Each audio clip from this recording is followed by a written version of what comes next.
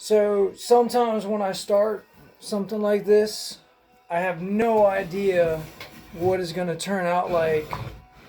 And sometimes I'll just do something and I'm like, well, hey, that looks cool. I'm going to keep doing that. And that's how I end up with something like this.